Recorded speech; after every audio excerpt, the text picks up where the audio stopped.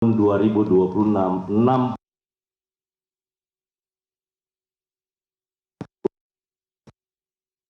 Undang Hukum Pidana Peninggalan Kolonial Belanda menjadi kitab undang-undang KUHP nasional kita seperti yang ada sekarang, yakni Undang-Undang Nomor 1 Tahun 2023. Bisa dibayangkan hukum pidana material kita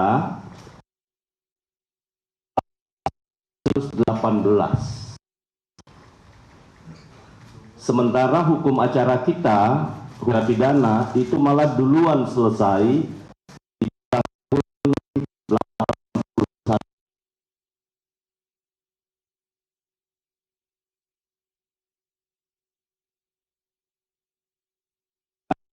Itu baru selesai di tahun 2022. Disahkan di DPR 6 Desember ya Pak ya. 6 Desember tahun 2000.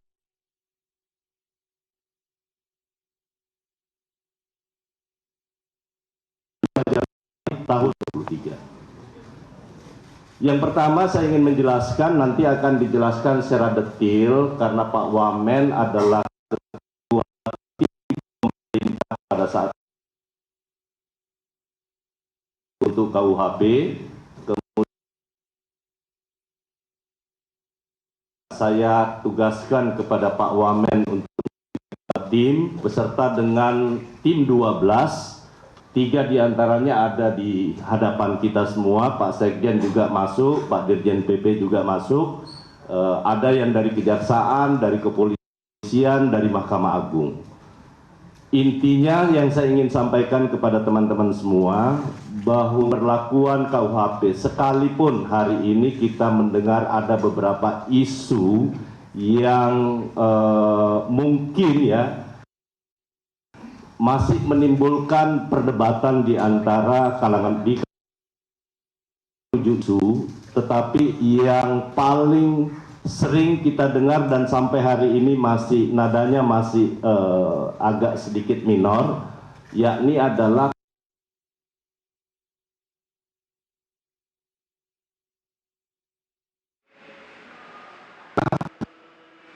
terkait dengan persinahan. Dan yang ketiga adalah pemidanaan bagi demonstran. Jadi 3 isu ini yang paling menyita waktu bagi kita semua, dan karena itu nanti akan dijelaskan oleh ketua tim dari pemerintah. Dan yang pasti bahwa yang kita lakukan ini sudah hasil pembahasan yang sangat intensif bersama dengan Dewan Perwakilan Rakyat Republik Indonesia, dan sudah melibatkan partisipasi publik yang sangat luar biasa, terutama untuk teman-teman semua. Saya rasa belum pernah ada sejarahnya pelibatan masyarakat yang kita sebut sebagai meaningful participation, sebagaimana halnya yang kita lakukan dalam penyusunan ataupun pembahasan kitab undang-undang hukum acara pidana. Hampir seluruh fakultas hukum seluruh Indonesia kita libatkan masukannya, dan demikian pula halnya dengan masyarakat sipil, koalisi masyarakat sipil.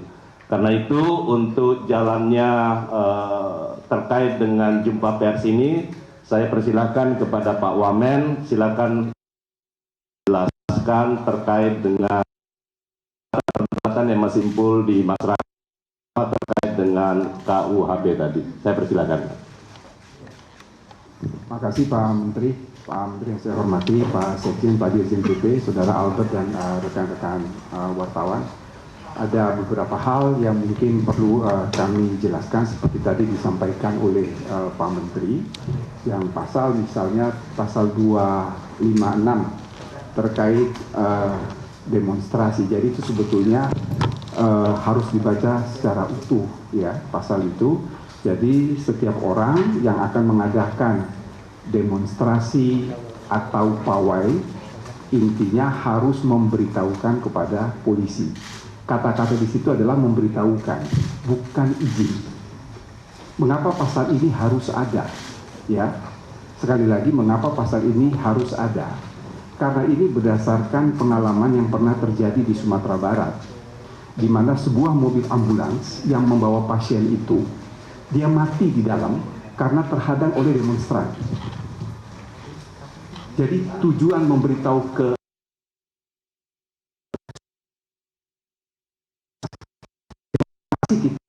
kebebasan berbicara, tetapi kita harus ingat juga bahwa ada hak dari pengguna jalan.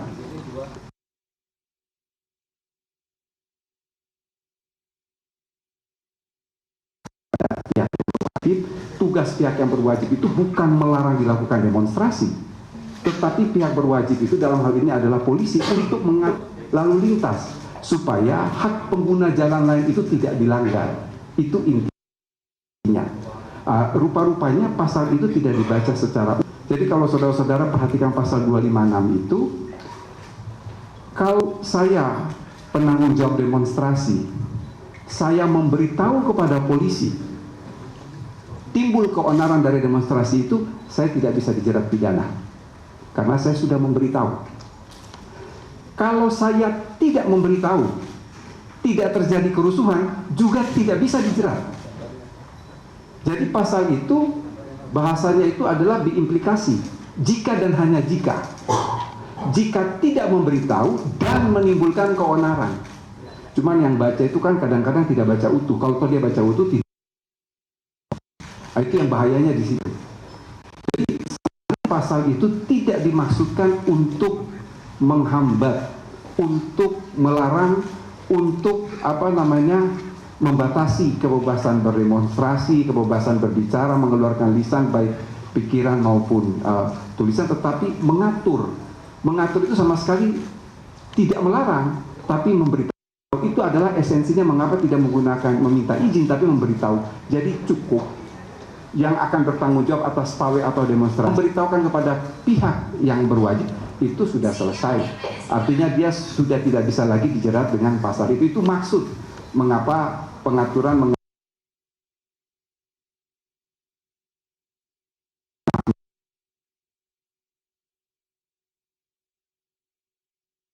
disampaikan oleh Pak Menteri adalah pasal penghinaan terhadap pemerintah. Jadi ada putusan MK tahun 2006, kalau teman-teman masih ingat, itu persoalan mobil Jaguar. Pasal 134 bis itu diuji di Mahkamah.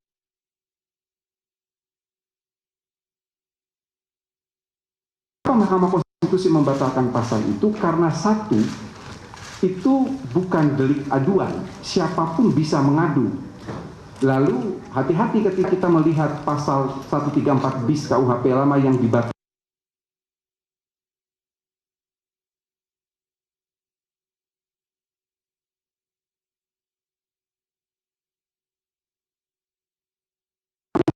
Mengikat. Di dalam pertimbangan Mahkamah Konstitusi, pasal penghinaan itu dikatakan oleh Mahkamah Konstitusi bahwa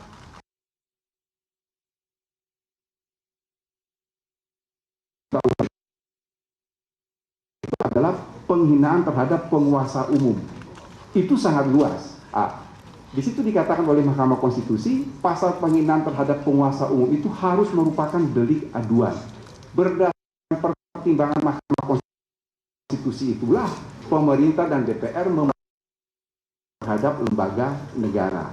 Cuman kita batasi.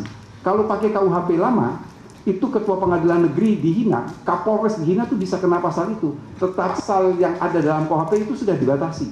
Jadi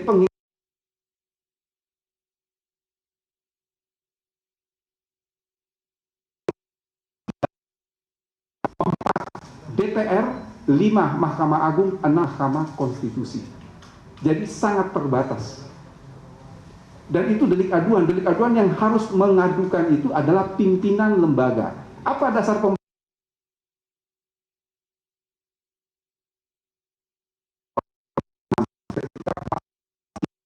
itu kemudian yang terakhir saya kira tadi juga sudah disinggung pasal 218 pasal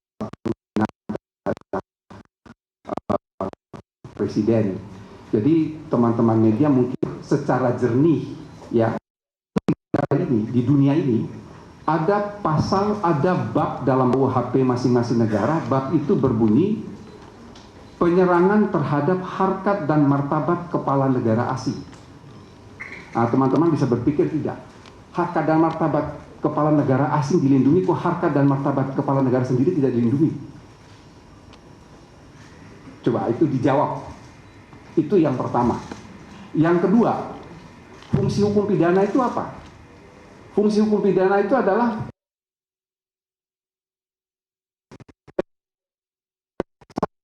dua masyarakat, tiga individu. Ditanya lebih lanjut, yang dilindungi dari negara itu apa? Kedaulatan. Lalu ada satu hal, harkat dan martabat negara.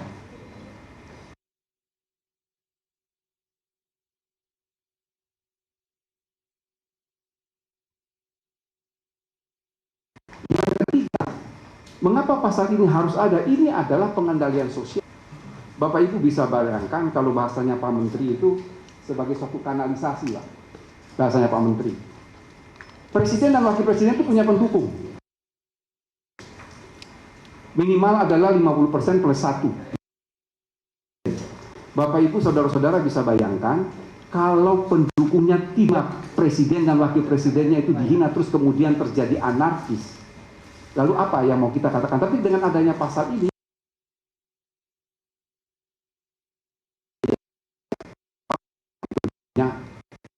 sewatkan kira-kira seperti itu. Jadi ini adalah kanalisasi.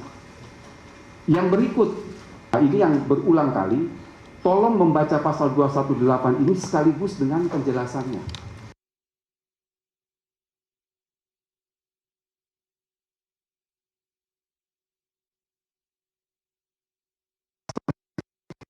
Termasuk di dalamnya tidak melarang kritik.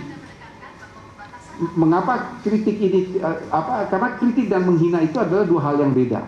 Jadi yang dilarang betul di dalam pasal 21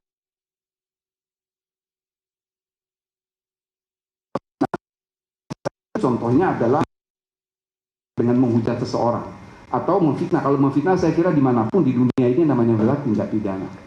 Sehingga pasal itu sudah mengatakan bahwa kritik dalam penjelasannya, kritik tidak dilarang di dalam pasal ini. Salah satu wujud kritik adalah unjuk rasa. Jadi pasal 218 beserta penjelasannya itu kalau dibaca utuh maka terlihat jelas antara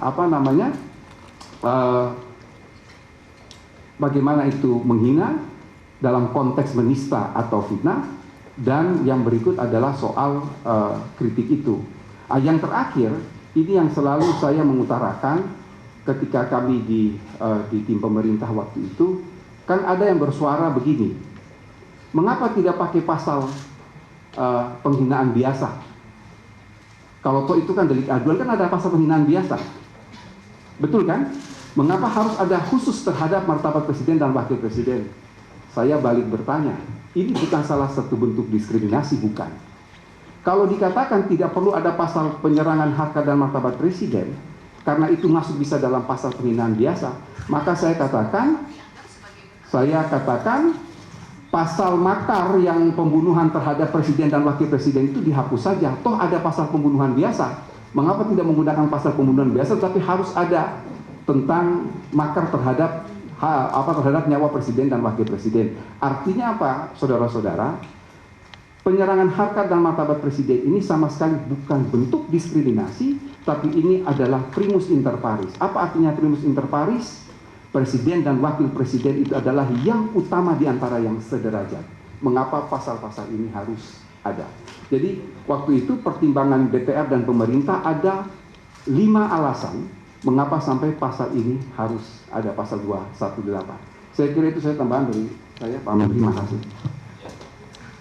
Baik, sudah clear ya dari penjelasan pemerintah khusus yang terkait dengan isu yang lagi hangat terkait dengan hukum kitab undang-undang hukum pidana kita ya. Terkait satu lagi menyangkut soal persinahan ya yang belum sempat disinggung. Saya ingin sampaikan bahwa pasal persinahan yang ada di dalam KUHP yang baru sesungguhnya tidak berbeda jauh dengan pasal persinahan di KUHP yang lama. Satu-satunya yang baru adalah Karena kalau di KUHP yang lama itu hanya mengatur persinahan yang dilakukan oleh salah satunya sudah berkeluarga, pernikahan, ada hubungan pernikahan ya. Tapi di dalam KUHP yang baru itu juga ada yang terkait dengan anak ya, yang harus dilindungi. Tetapi kedua-duanya tetap adalah delik aduan. Jadi yang boleh mengadu adalah suami atau istri atau orang tua dari si anak. Jadi ini perdebatannya pada saat pembahasan di DPR bersama dengan pemerintah sangat dinamis, ya sangat dinamis.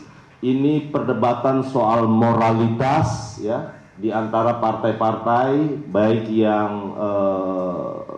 berideologi partai-partai yang nasionalis maupun yang agama ya, akhirnya lahir kompromi yang seperti ini ya. Tetapi intinya tidak merubah dari KUHP yang lama kita tadi. Jadi itu yang pasal 284 di KUHP yang lama ya. Itu yang soal KUHP. Berikutnya teman-teman sekalian kita masuk ke Kitab Undang-Undang Hukum Acara Pidana.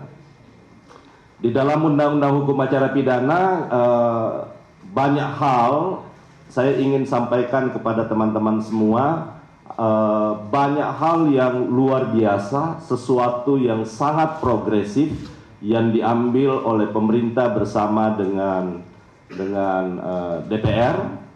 Memang banyak hal yang baru, tetapi sekali lagi ini dimaksudkan semata-mata adalah mewujudkan sebuah criminal justice system kita. Banyak yang berpendapat bahwa kenapa Polri disebut sebagai penyidik utama. Padahal di lembaga penuntutan jaksa itu cuma satu. Ya. Kejaksaan itu satu penuntut. Pengadilan juga satu saja, Mahkamah Agung. Kok dipersoalkan penyidik yang jadi masalah? Padahal baik penuntut maupun pengadilan itu satu ya. Yang kedua, ada beberapa kenapa disebut sebagai penyidik utama, karena ada beberapa tindak pidana di luar KUHP yang ada penyidik pegawai negeri sipil. Nah, ini yang perlu diseragamkan, nanti dikoordinasikan oleh penyidik Polri ya. Dan karena itu sekali lagi ini semata-mata kita lakukan untuk membentuk sebuah sistem criminal justice system kita. Yang kedua, teman-teman semua, ada beberapa yang baru seperti plea bargaining ya. Ini adalah pengakuan bersalah. Sifatnya daripada plea bargaining ini itu sama sekali tidak boleh, itu tetap harus diselesaikan lewat pengadilan ya. Itu pengakuan bersalah. Plea bargaining itu mirip seperti yang ada dalam sistem peradilan di Amerika ya, kita sebut plea guilty ya di sana ya. Ada pengakuan bersalah dan ada soal pengurangan menyangkut soal hukuman. Nah, itu yang membuat akhirnya nanti sistem peradilan kita akan menjadi lebih efisien. Itu yang pertama.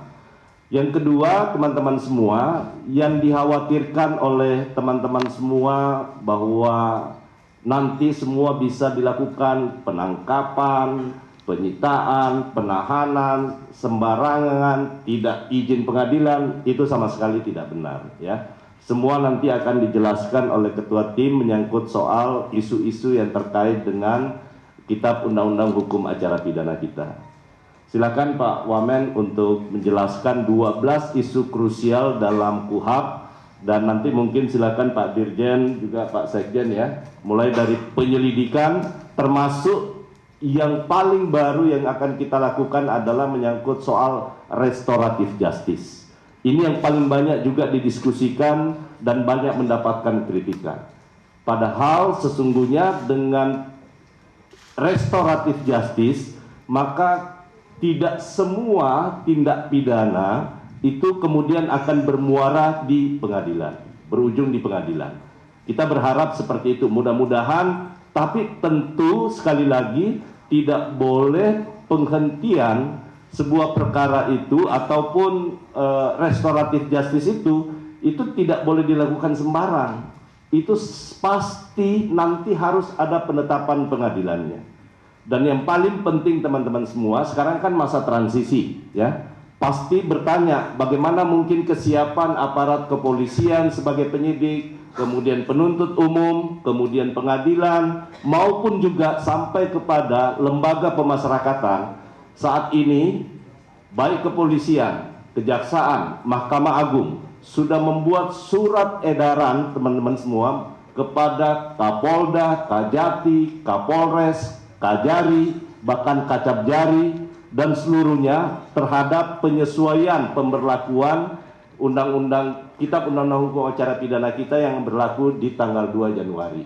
Namun demikian, saya persilakan kepada Pak Wamen untuk menjelaskan terkait dengan 12 isu krusial di Undang-Undang KUHP kita. Silakan, Pak. Ya, makasih Pak Menteri, saudara-saudara.